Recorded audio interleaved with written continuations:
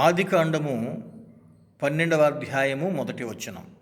యెహోవా, నీవు లేచి నీ దేశము నుండియు నీ బంధువుల యొద్ద నుండియు నీ తండ్రి ఇంటి నుండి బయలుదేరి నేను నీకు చూపించు దేశమునకు వెళ్ళుము.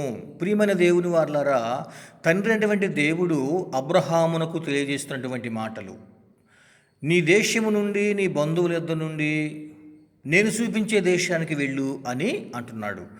అయితే అబ్రహాము యొక్క సొంత ప్రాంతము లేక దేశం ఏదని మనం గమనిస్తే బబులోను దేశము, కల్దీల ప్రాంతము, ఊరు అనే పట్టణం ఇప్పుడు దక్షిణ ఇరాక్గా పిలువబడుచుంది. బబులోను దేశము నుండి కనాను దేశానికి సుమారు 800 మైళ్ళ దూరం. అయితే అబ్రహాము దేవుని మాటకు లోబడి దేవుని మాట ప్రకారముగా తన ప్రాంతము నుంచి ఆయన కనాను దేశానికి వెళ్ళాడు.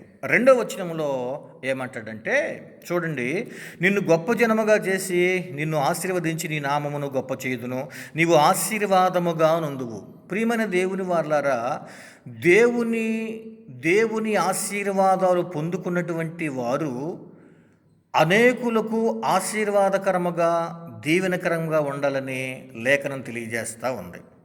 కనుక మనము అనేకులకు ఆశీర్వాదకరముగా దీవెనకరముగా ఉండాలి. 3వ వచనములు అంటాడు కదా, ఆ 2వ భాగంలో, భూమి యొక్క సమస్త వంశములు నీయందు ఆశీర్వదించబడును అని అబ్రహాముతో దేవుడు తెలియజేస్తున్నాడు.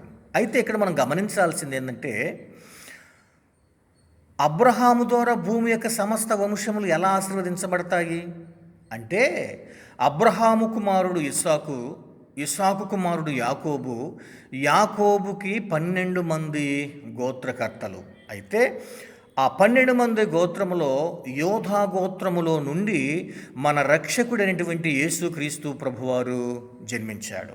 కనుక అబ్రహాములో నుండి వచ్చినటువంటి రక్షకుడైనటువంటి యేసుక్రీస్తు ప్రభువారి ద్వారా భూలోక వంశములన్నీ ఆశీర్వదించబడతాయి, దీవించబడతాయి అని అబ్రహాముతో దేవుడు తెలియజేస్తూ ఉన్నాడు. అందుకనే యేసుక్రీస్తు ప్రభువారు యోర్దాను నదిలో బాప్తిసం తీసుకోవడానికి వెళ్ళినప్పుడు బాప్తిసం ఇచ్చే యోహోను ఏమంటాడంటే, 1వ అధ్యాయము 29వ వచనంలో యోహాను సువార్తలో, ఇదిగో ఈయనే లోకపాపములను మోసుకునిపోవు దేవుని గొర్రెపిల్ల.